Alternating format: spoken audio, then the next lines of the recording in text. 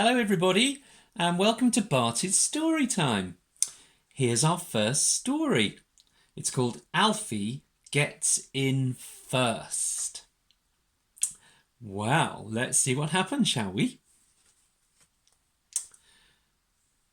There we are. One day, Alfie and Mummy and Annie Rose were coming home from the shops. Alfie ran on ahead because he wanted to get home first. Can you see him running on ahead down the pavement? He ran all the way from the corner to the front gate and up the steps to the front door. There he is, look, running. Can you run that fast? I'll bet you can. Then he sat down on the top step and waited for the others. And along came Mummy, pushing Annie Rose in the pushchair with the shopping. "I raced you," called Alfie, "and I'm back first." Annie Rose didn't care. She was tired. She sat back in her pushchair and sucked her thumb. Do you do that in your pushchair? Do you like sitting in your pushchair, being pushed by Mummy or Daddy? I bet you do. So Mummy put the brake on the pushchair and she left Annie Rose at the bottom of the steps while she lifted the basket of shopping up to the top. Then she found the key and opened the front door. Alfie dashed in ahead of her. "I've won! I've won!" he shouted. Mummy put the shopping down in the hall and went back down the steps to lift Annie Rose out of her pushchair. There we are. Can you see Mummy getting Annie Rose? But what do you think Alfie did then? Do you know what he did? Do you think he ate the shopping? Do you think he ran down into the road? Let's have a look. Oh, look what he's done. He gave the door a great big slam. Bang! Just like that. Then Mummy was outside the door holding Annie Rose and Alfie was inside with the shopping. And Mummy's key was inside too. Can you see the key? Just here. Oh, I'm looking at the wrong picture. There we are. Can you see Mummy's key on the shopping basket? Oh no. So Alfie's stuck inside and Mummy and Annie Rose are stuck outside. Oh dear. "Open the door, Alfie," said Mummy. But Alfie didn't know how to open the door from the inside. The catch was too high up. He jumped and he jumped, but he couldn't quite reach it. Can you see him jumping? Stretching up. Mummy looked into the letterbox. "Try to reach the catch and turn it," she said. Alfie tried and stretched, but he couldn't quite reach it. "Can you put the key through the letterbox?" said Mummy. But Alfie couldn't reach the letterbox either. Oh, no. Annie Rose was hungry as well as tired, and she began to cry. Can you see her crying in Mummy's arms? But then Alfie began to cry too. He didn't like being all by himself on the wrong side of the door. Just then, Mrs. McNally came over the road to see what all the noise was about. Can you see her hurrying over? Here she comes. She and Mummy took it in turns to say encouraging things into the letterbox to Alfie. But Alfie still couldn't open the door. Oh, poor old Alfie, there he is. Oh dear. "Go and fetch your little chair from the sitting room, and then you'll be able to reach the catch," said Mummy. But Alfie didn't go and get his little chair. He just went on crying louder and louder and louder. And Annie Rose was crying louder and louder and louder too. "There's my Maureen," said Mrs. McNally. I'm sure she'll be able to help. Can you see Maureen coming over the road to see what's going on? Perhaps Maureen can help. Mrs. McNally's Maureen was a big girl. Right away she came and joined Mummy and Annie Rose and Mrs. McNally on the top step. She said. Might have to break a window. I'll try to climb up the drain pipe first, if you like. But Mrs. McNally didn't like that idea at all. Oh no, Maureen, you might hurt yourself, she said. Just then, Alfie's very good friend, the milkman, came up the street in his milk float. Here he is, just driving up in his white milk float. It's the milkman. And here he is. He's come up the steps and he's looking through the door.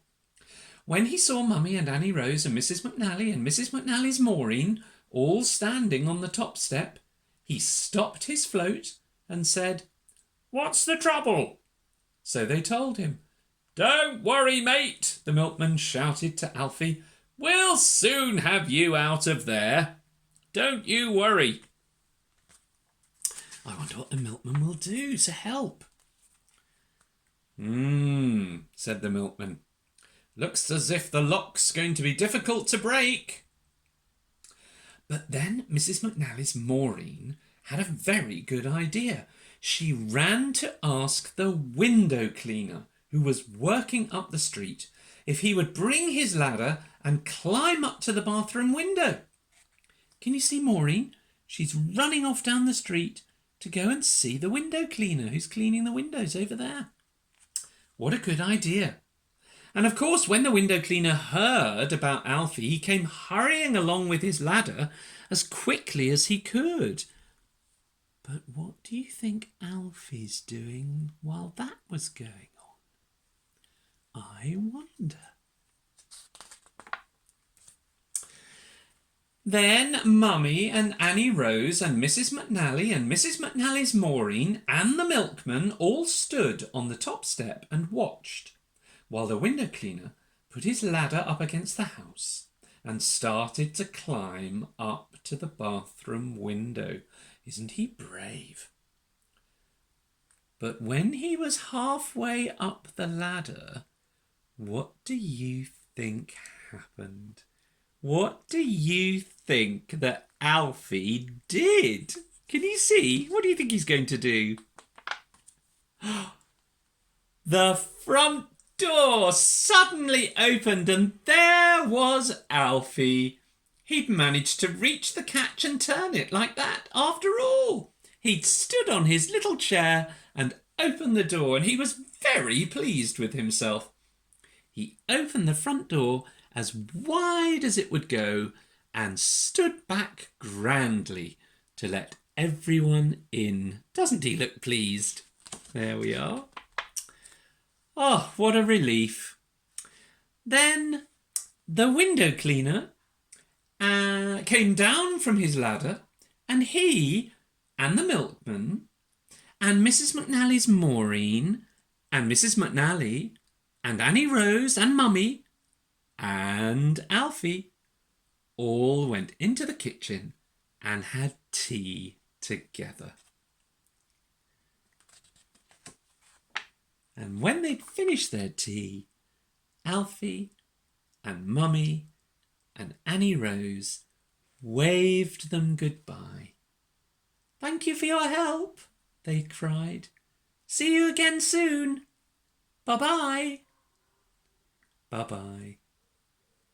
And there's the end of the story of how Alfie got into the house first. And nearly couldn't get out again, could he?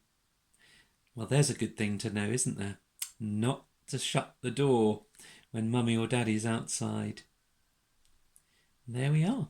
Well, now, I think we've got time for one more story. And this story is called Jesus and His Disciples. A disciple is a friend of Jesus. Somebody who's Jesus' friend. So we could be disciples of Jesus, you know, in a way. We can be friends of Jesus. But these were his special friends who lived with him. when he was on earth, a long time ago. Jesus and his disciples. Let's have a look and see who's here, shall we? When Jesus was a young man, here he is, he travelled from village to village teaching God's message of love. And wherever he went, people came to listen to the stories that he told. Look at the crowd all listening to his stories. They were wonderful stories. A bit like Barty's Storytime, isn't it? There we are. Soon, lots of people had heard about Jesus. And whenever he arrived in a village, a crowd quickly gathered to meet him. One day, a big crowd followed Jesus down to the lake. Can you see the water of the lake? And there wasn't enough room for everybody. There were so many people. So Jesus asked a man called Peter if he could stand in Peter's boat. There we are. Look, there's Peter in his boat, and here's Jesus standing in the boat. And so Peter pushed the boat out a little way into the water so that everyone could see and hear Jesus. While Jesus was teaching the crowd, the other fishermen were putting their nets away after they'd finished fishing. Here they are. Ooh, am I doing the wrong thing? There we are. There they are. There they are, putting their nets away. And when he'd finished speaking, Jesus said to Peter, "Take the boat out into deep water and cast your net into the water." "But we fished all night and caught nothing," said Peter. "There's no point doing that." Can you see? Here's the other disciples putting their nets away. They finished fishing. But Jesus says, "Go and start again." "Oh, all right, Jesus, if you say so," said Peter. "But I really don't think we're going to catch anything." And so off they went. Peter sailed into the deepest part of the lake and threw his net into the water. And soon the net was full of fish. Look at all those fish in the net. Wow! It was so full that the net started to break. It was so heavy with fish. Peter called the other boat over. "Quick, come and help," he called to his friends. And so they came over and they hauled in the fish, and there were so many fish that the boat began to sink down and down into the water. Oh no! The fishermen couldn't believe how many fish they had caught. It was wonderful. Peter knelt down. Can you see Peter here kneeling down to thank Jesus, as he knew that he didn't deserve so many fish at all. But Jesus said to them, "Follow me, be my friends, and then you'll be fishers of people. You won't be catching fish. You can come with me to catch people and tell them how much God loves them." And when they reached the shore, Peter and the other fishermen, Andrew, James and John, left their boats to follow Jesus. Wow, what an exciting day for Peter and Andrew and James and John. They'd never seen so many fish in all their lives. It's a very special thing that Jesus did, helping them catch so many fish. But now he wants them to come and be his friends and follow him. I wonder what's going to happen. Well, perhaps next week we'll find out. Thank you, everybody, for listening to our stories this week, and I'll look forward to next time. Bye-bye, everybody. Bye-bye.